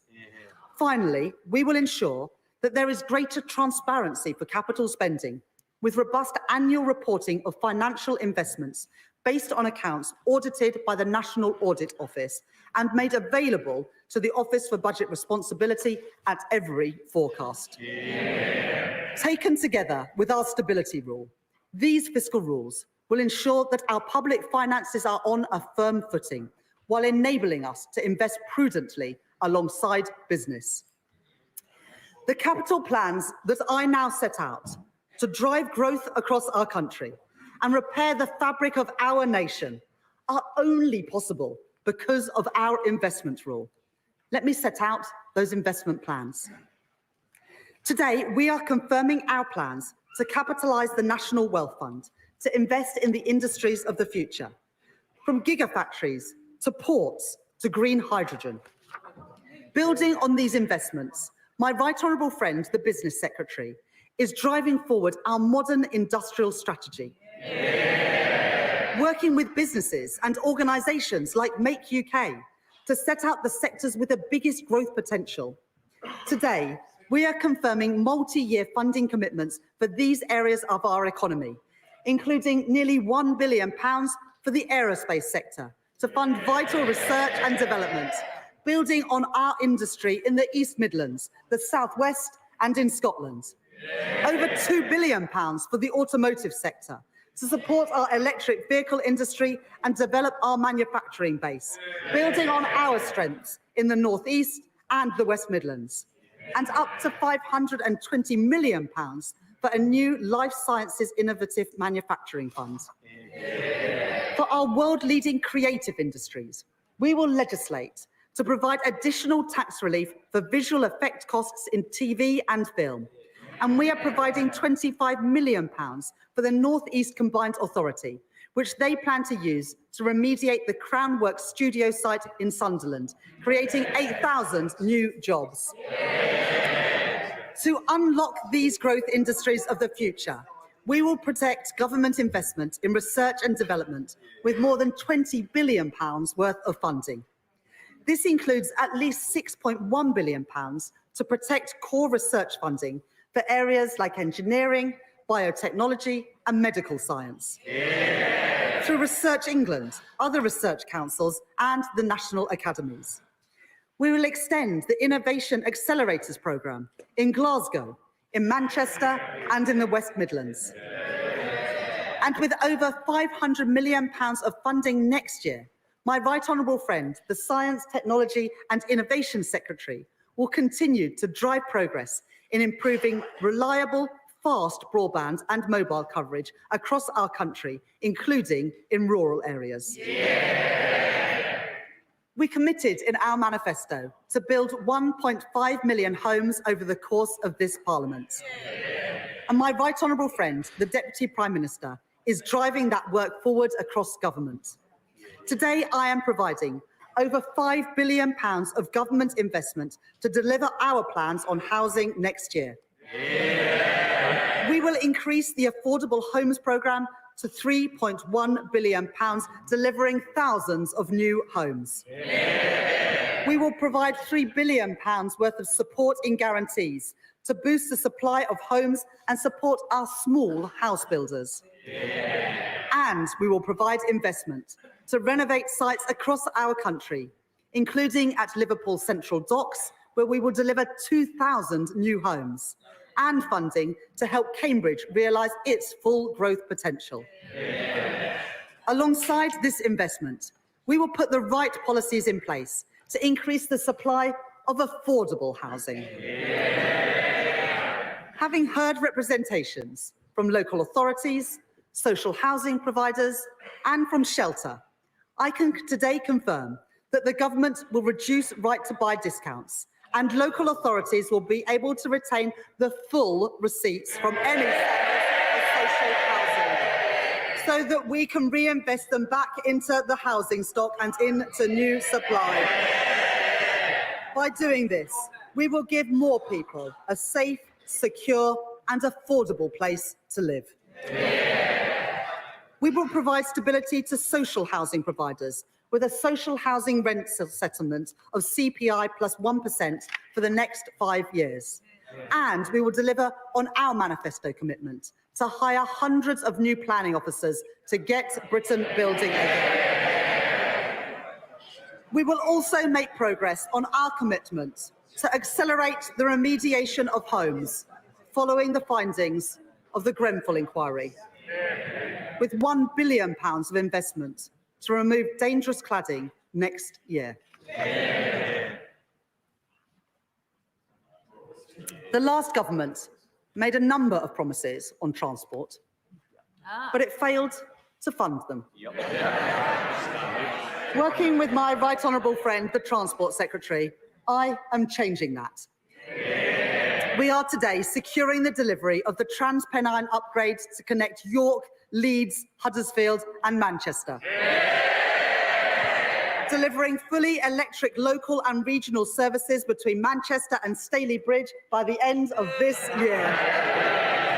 With a further electrification of services between Church Fenton and York by 2026 to help grow our economy across the north of England with faster and more reliable services. We will deliver East-West Rail to drive growth between Oxford, Milton Keynes and Cambridge, with the first services running between Oxford, Bletchley and Milton Keynes next year, and trains between Oxford and Bedford running from 2030.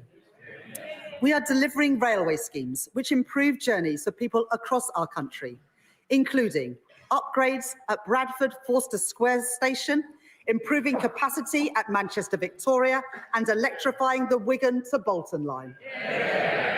My right honourable friend, the Transport Secretary, has also set out a plan for how to get a grip of HS2. Today, we are securing delivery of the project between Old Oak Common and Birmingham, and we are committing the funding required to begin tunnelling work to London Euston Station. This will catalyse private investment into the local area, delivering jobs and growth. I am also funding significant improvements to our roads network. For too long, potholes have been an all too visible reminder of our failure to invest as a nation. Today, that changes. With £500 million increase in road maintenance budgets next year, more than delivering on our manifesto commitment to fix an additional 1 million potholes each year. We will provide over £650 million of local transport funding to improve connections across our country, in towns like Crewe and Grimsby, and in our villages and rural areas from Cornwall to Cumbria. And while the previous government's policy was for the bus fare cap to end this December, We understand how important bus services are for our communities, and so we will extend the cap for a further year, setting it at £3 until December 2025. Finally, we will deliver £1.3 billion of funding to improve connectivity in our city regions, funding projects like the Brierley Hill Metro extension in the West Midlands, the renewal of Sheffield Supertram, and the West Yorkshire Mass Transit, including in Bradford and Leeds. Madam Deputy Speaker, to bring new jobs to Britain and to drive growth across our country, we are delivering our mission to make Britain a clean energy superpower, led by my right honourable friend, the Energy Secretary. Earlier this month, we announced a significant multi-year investment between government and business into carbon capture and storage, creating 4,000 jobs across Merseyside and Teesside. Today, I am providing funding for 11 new green hydrogen projects across England, Scotland and Wales.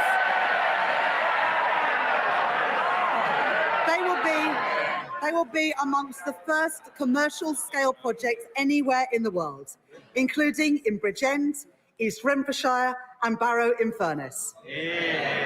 We are kick-starting the Warm Homes Plan by confirming an initial £3.4 billion over the next 3 years to transform 350,000 homes, including 250,000 low-income and social homes. And we will establish GB Energy, providing funding next year to set up GB Energy at its new home in Aberdeen.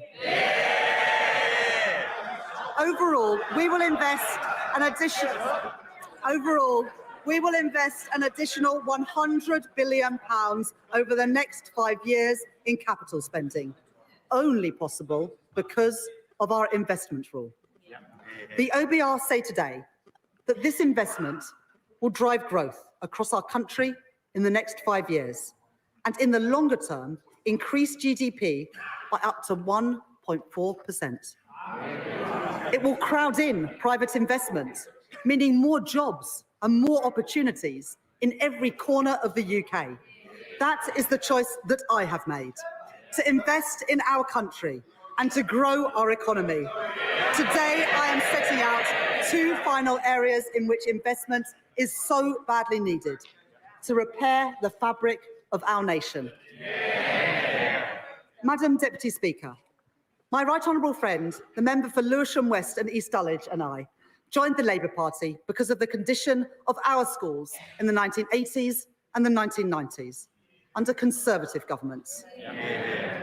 When we were at secondary school, my sixth form was a couple of prefab huts in the playground. My school, like so many others, was rebuilt by the last Labour government. But today, after 14 years of Tory government, progress has gone backwards.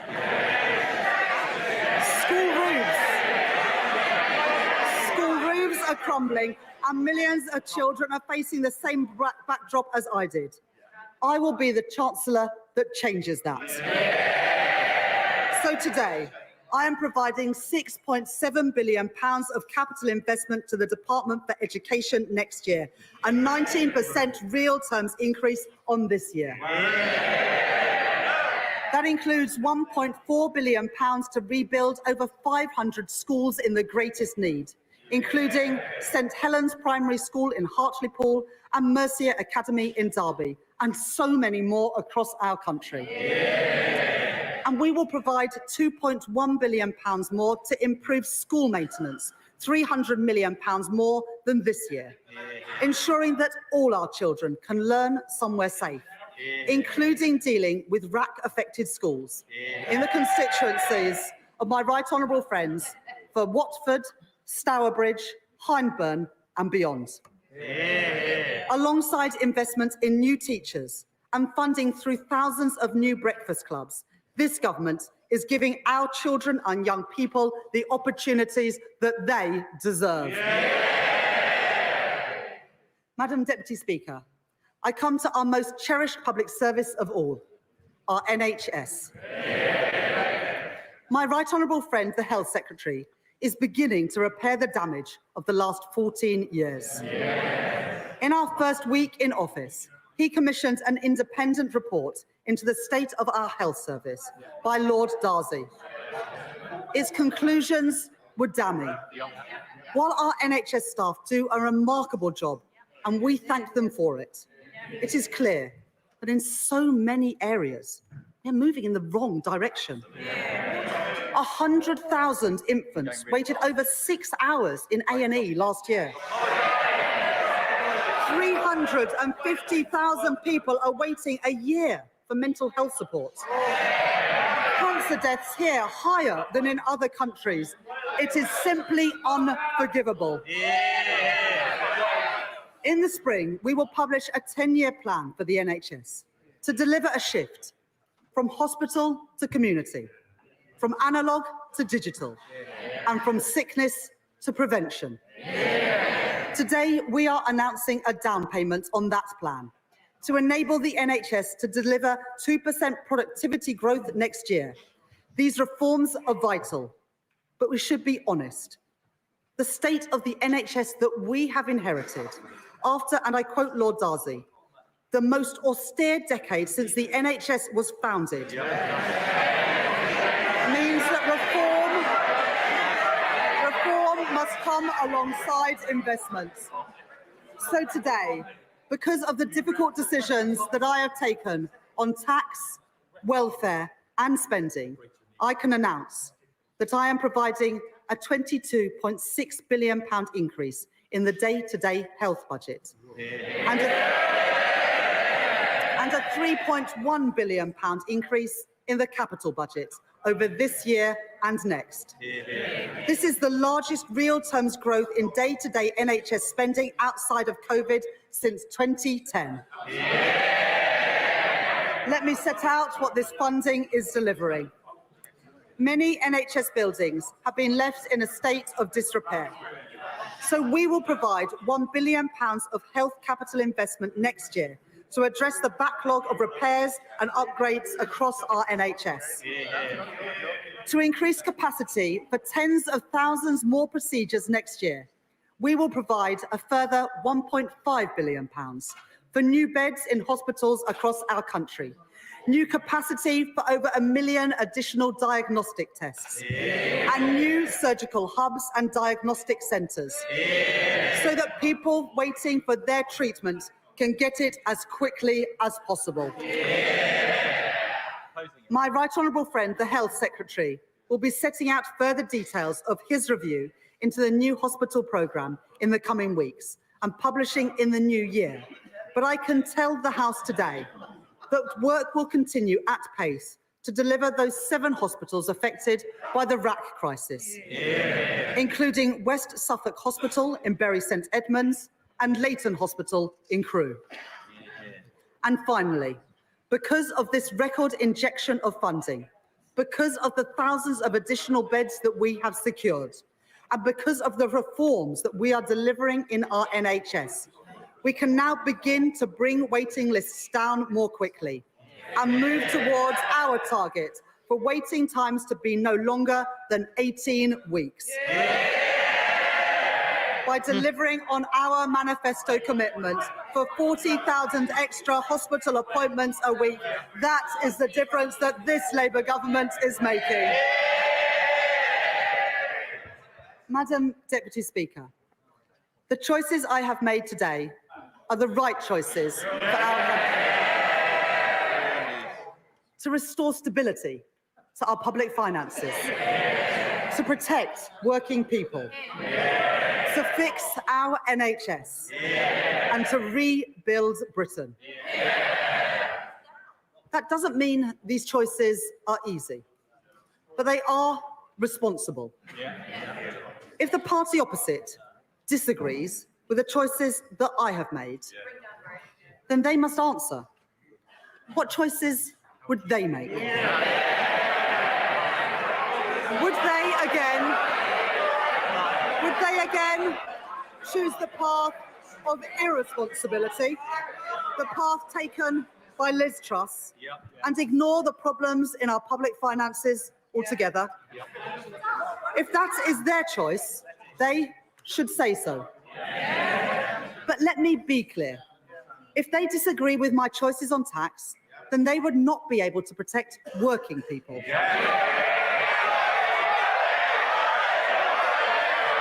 they disagree with our plans to fund public services, then they would have to cut schools and hospitals.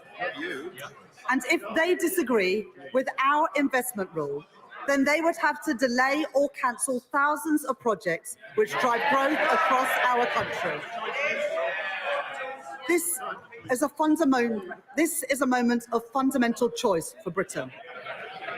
I have made my choices, the responsible choices, to restore stability to our country, to protect working people. More teachers in our schools, more appointments in our NHS, more homes being built, fixing the foundations of our economy, investing in our future, delivering change, rebuilding Britain. We on these benches commend those choices, and I commend this statement to the House.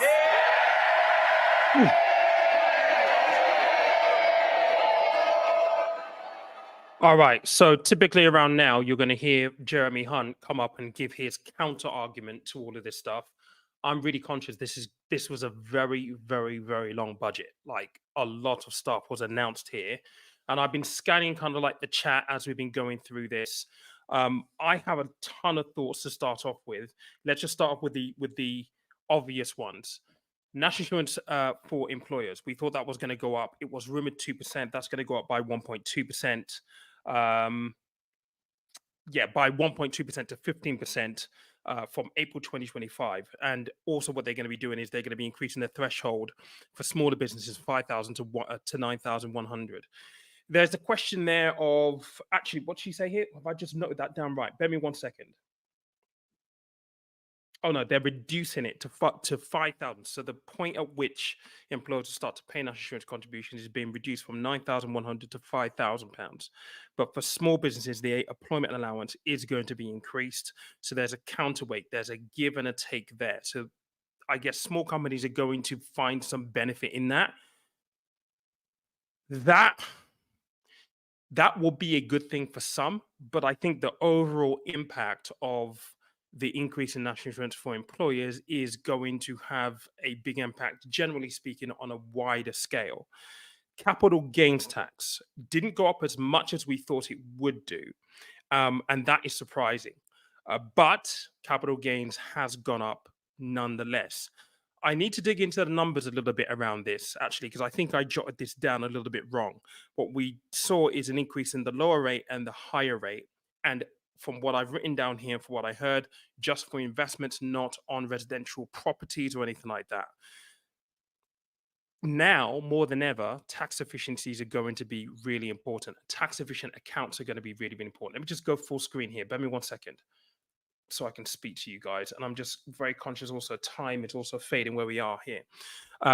Tax efficient accounts are going to be really, really important now. They didn't touch ISAs, which is fantastic. However, the pension side to things. So part of me is like, okay, not what you want to hear. And for people who are working in pensions or may have a pension kind of like pot that they want to pass down, because how it currently works is your pensions are outside of your estate for inheritance tax planning purposes. So you can amass a large amount in pensions. And if you die before the age of 75, it's completely tax-free. At 75, it becomes inheritable by the person you leave it to, but they then pay their nominal income tax rate. So if they're basic rate taxpayer, they pay 20%. Their higher rate, they pay 40%. The change here suggests that effectively they're going to bring pensions into IHT land, so it will be will be subject to inheritance tax, nonetheless, regardless of that 75 number that I mentioned before. Now, this is going to be very, very interesting from a financial planning point of view, because the question then becomes in financial planning, where do you start to draw your income from first? Do you take it from your ISAs, Or do you start to draw down your pensions first before your ISAs? But ISAs are still inside your estate for inheritance tax purposes. So what they've done there, look, there's nothing we can do about it, right? There will, I'm sure, be lots of planning ideas that financial planners will come up with, things that they'll explore to try and see how they can manage this as much as possible. But it's not one that I would have liked to have seen. They did not touch tax-free cash and that limit there, which is a good thing, I guess, because I think for a lot of people who may be looking to retire, oftentimes their tax-free cash, that 25% pot that you accumulate within your pensions when you begin to take your income, is really important. Some people that I've worked with in the past, when I was advising, would use it to pay down debt, to clear their mortgage, to be able to take that money either as a lump sum or as income on a monthly basis, on an ongoing basis, completely tax-free for a period of time, is really important. So the fact that they didn't touch that is great. I'm just looking at the screen right now, and Rishi Sunak is very, very animated. Very, very animated. Because I'm sure there's lots of stuff that they disagreed with. Inheritance tax. The thresholds, the resident nil rate band and the nil rate band altogether, those are frozen until 2030. That is a good thing. But yeah, bringing pensions in is a bit of a ball ache. They mentioned a load of reliefs for things like AIM investments and stuff. And I wonder whether that is a ploy to try and encourage more investment into kind of like the AIM market. The only thing I would say to that is, it depends on how you get invested in things like the AIM market if you're so inclined, because the performance of that market becomes very important as well. You can get a 50% tax relief, but what's the point in getting a 50% tax relief if your investment doesn't perform well? And because it can be a little risky because those companies aren't as large as some of the large caps and stuff, you don't want to be in a position where you could be 20% down, but you've got 50% tax relief. You know, you need to be careful with the planning for this. Other things that they mention on here, I think that things like increasing the national living wage, fantastic. That's going to really, really help. The thing that they announced for the carers allowance, increasing it so that someone on the carers allowance can earn up to £10,000 before and still be able to keep that the carers allowance. I think that's great. £1 billion more for household support, for the household support fund for essential costs, for the cost of living. When I was on Channel 4 talking about this on CESPAC Lunch, it was one of the things we referenced all the time. The question is £1 billion going to go far enough? Maybe, maybe not, but they're going to inject £1 billion that wasn't there previously. So I think that's a bit of good news. Debt repayment for those on universal credit, that would definitely alleviate some pressure. Reducing that threshold from 25% to 15%, I think is absolutely great. On the there's been so much announced in terms of like things on the business rates, hospitality and leisure, that I think that 40% relief on business rates capped at £110,000 will be great for small business. And one of the things that I wanted to see here was, how do we drive economic growth? Because that has been their mandate. And I think a lot of stuff they've mentioned in here is going to go some way to delivering economic growth. My question is, when is this actually going to come through? I think the idea of GB Energy, fantastic. The things that they mentioned around, and I wrote this down, the National Wealth Fund, looking at providing multi-year funding for industries of the future. Those, I think, are fantastic. The thing that kind of sticks in the back of my mind, and as much as I don't know how I feel about him now, but then he's a genius. He's just, he's one of those people, and I don't know what's happened to him recently. But when they had the investment forum, this investment summit about three or 4 weeks ago, I think it was about 3 weeks ago, the one person that they should have invited that they didn't invite or wasn't present was Elon Musk. I mean, you cannot ignore people like that in the sector.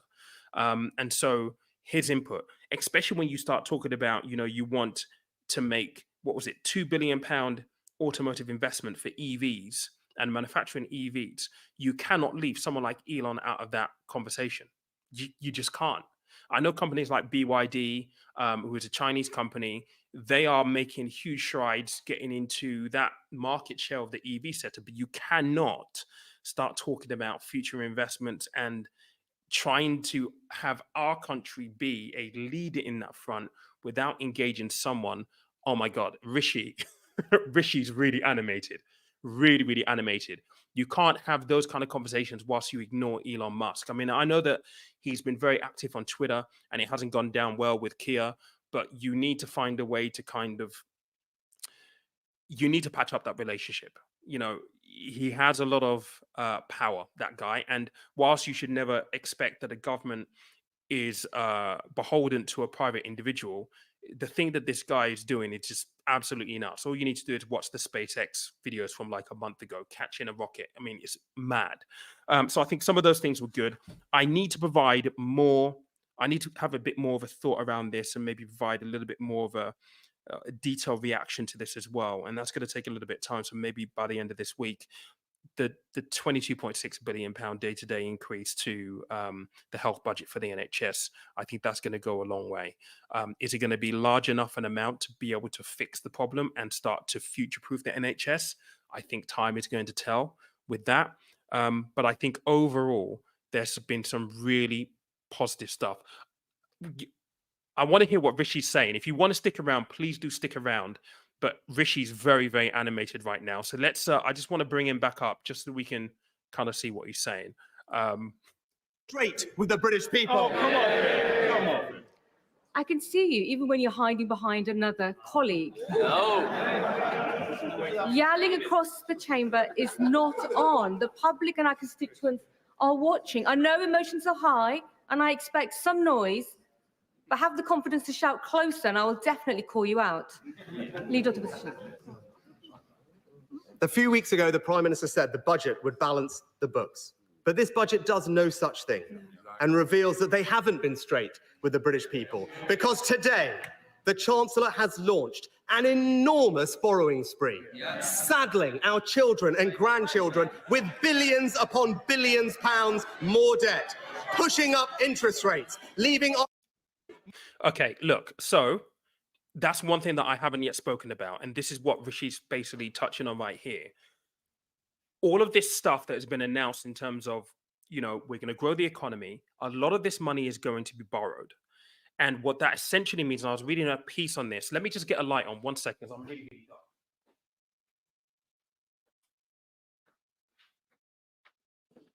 Right. And a piece that I read the other day was talking about how if we borrow this much money, we need to raise taxes, which they've kind of done here. Maybe not to the extent that we would have expected them to, which is a good thing in the short term, every day, right now.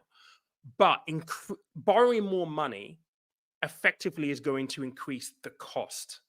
And the cost of this could be seen in interest rates, mortgage rates. And I think that is going to be a side effect of all of these announcements. It's going to be really, really interesting to see how the pound has reacted. I'm just looking at the markets right now. The FTSE 250 right now is up 1.26%. The FTSE 100, though, is down 0.39%. And I was looking at the pound earlier, and it was down, I think it was like, I can't remember now. Let me just see if I can actually grab the pound and see what the pound is actually saying. Currencies. So the pound against the dollar right now is a little down. So it's going to be really, really interesting to see how this all pans out once all the numbers have been digested, once people have got the chance to sort of have a look at what this all means in a little bit more detail. But like I said, Rishi's going nuts right now, so I just want to hear what he's saying. Forecast higher inflation in every year of the forecast.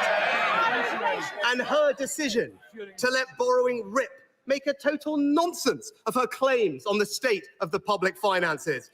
Because if they truly were in such a dire strait, as she has said, what we should have seen today is a significant reduction in borrowing to repair them, not the splurge that she's just unleashed, Madam Deputy Speaker. Instead, what we see today, borrowing higher in every year of the forecast, debt higher in every year of the forecast. Now she has tried to cover up that splurge by fiddling the fiscal rules. According to the Institute of Fiscal Studies, the new measure will not actually even be a constraint on the amount she can borrow. And it is hard to escape the suspicion, they say, that the government is attracted to this change by the fact that it would allow for significantly more borrowing without any need for tough choices elsewhere. Fiscal fiddling is what they have called it. And the Chancellor herself actually agrees, because she specifically told the British people she wouldn't change the debt target. Because, and I quote, she said, "I'm not going to fiddle the figures to get better results." But that is exactly what she has done. She has gone back on her word and fiddled the figures so that she can borrow billions more. Broken promise after broken promise, and working people will pay the price. Now, the reason the Chancellor has increased borrowing and increased taxes is because she has totally failed to grip public spending. First, she has no meaningful plan. First, she has no meaningful plan to deliver the £20 billion worth of savings available if the public sector returned simply to its pre-pandemic levels of productivity. Instead, one of the first things the Chancellor did was to hand out inflation-busting pay rises to the unions without getting any productivity-enhancing reforms in return. The Chancellor also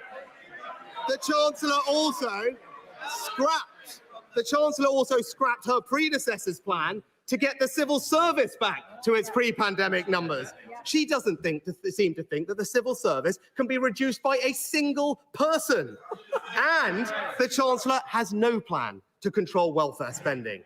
Yet if we simply got working age welfare spending on people with a disability or health condition back to pre-COVID levels, that would free up £30 billion worth of savings. So whether it is scrapping our plans to shrink the civil service or their failure to control welfare spending, this is not her inheritance, Madam Deputy Speaker. These are her choices. And the result, higher spending, higher borrowing, higher taxes. It's broken promise after broken promise, and working people paying the price. And Madam Deputy Speaker, let me turn next to growth and remind the Prime Minister and Chancellor that they did in fact inherit the fastest growing economy in the G7. And that is testament to the last government boosting investment by introducing full expensing, increasing the labour supply by expanding childcare, reforming welfare and cutting tax on work. All decisions, the OBR said, would increase growth. Now, the Chancellor has said that growing the economy is the government's #1 priority. The Prime Minister even said that higher growth would come very quickly. Well, to be fair, the Prime Minister and Chancellor have had a rapid impact on growth. As their plans for the economy became clear, survey after survey showed business confidence plummeting. And no wonder. The government's own assessment says its French-style labour laws will impose a £5 billion... Well, they will be explaining it to the businesses in their constituency that their labour laws, by their own assessment, will impose a £5 billion direct cost on business, disproportionately hitting smaller businesses. And as business group after business group has pointed out, the tax rises on jobs and enterprise in today's budget will hobble growth. A poll tax on business is what they've called it. But despite these record-breaking tax rises, despite fiddling the figures, despite letting borrowing soar, today the OBR has forecast growth is going to be lower under this government than it was forecast to be under the Conservatives. That's the change they have brought. Madam Deputy Speaker, this is what happens when the Labour Party is led by people who have no experience of business and enterprise. Relentlessly. All right. Okay. Listen, this is pantomime. This is theatre, and like, I think a few of the comments that I highlighted a little bit earlier on that I brought up on screen here, I've never seen him that animated. He was never that animated when he was PM. So where was that passion then? I think that's a fair comment, to be fair. Look, there's a lot there. There is an awful lot there. I'm going to provide maybe just a few more thoughts later on in a separate video later on this week. I do just want to set and plant a seed though, and it's something that I said at the very, very beginning of this, and I really just want to reiterate this. I didn't vote for Labour. I didn't vote for Tories. They're both as bad as each other. I think that not trying to go after the wealth that sits in this country, that people are able to generate income from, that can be carried through tax loopholes, I think that is a failing. We've seen it in countries like Spain, where they've said, look, for a 12-month period, if you have a asset base over 2 million euros, we're going to charge you 1.7%. And they did it for 12-month period. Why can we not do something like that here? Now, a lot of stuff they've announced, a lot of borrowings involved in here. And that's all very well and good. But you don't borrow money for free. It costs money to do so. Now, with everything, we can't change it. There's nothing we can do with it, but live with it. And some of this will be positive. I think when the details are looked at and the numbers start to come through, I think we're probably going to see more negatives than positives, because that's our nature as human beings. We always look for the bad thing, not the good thing. So control the controllables. Try not to focus too much on the negative. And if you are going to do that, because we are naturally inclined to do so, think about what you can do to work your way out of it. What are the things that you can change to improve so that it doesn't impact you that much? And I know that might sound like a platitude, but it's true. We cannot carry on, and we cannot continue in this vein of victim mentality. Well, illegal immigrants and this and that.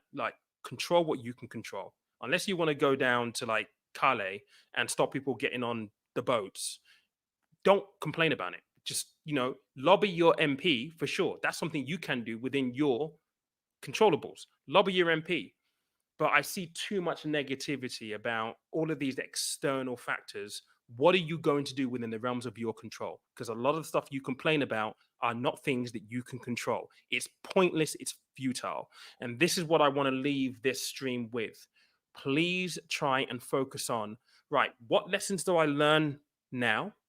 What can I change? What can I improve? What do I need to do to ensure that 3 months from now, 6 months from now, 12 months from now, I'm in a better place than I am right now?